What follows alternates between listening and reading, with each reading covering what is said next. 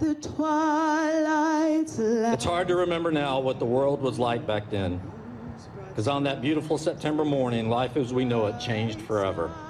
September 11th, 2001. It's a day which sits heavy in the hearts of many Americans.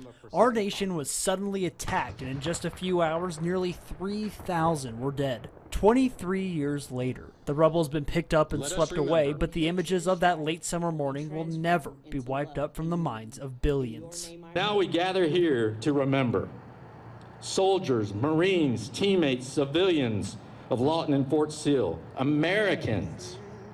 We must always remember those who sacrificed and lost everything on 9/11. I still remember it vividly, and we owe it to all those tragically lost to remember and to be ready.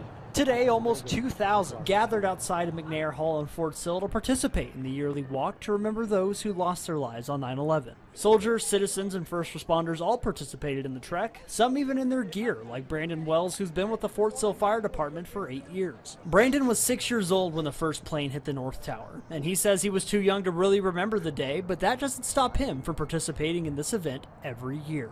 I couldn't fully grasp what happened, but now as an adult, I'm honored to be able to serve as a firefighter and pay tribute to those who lost their lives in 9/11.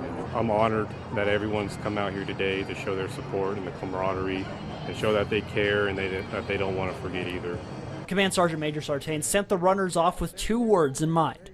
The word spoken by a passenger on Flight 93 that shows Americans won't back down when we get threatened. Fueled by Todd Beamer's call to fight back against their attackers, forever remember, let's roll. Let's roll. For 7 News, I'm Mark Lowe.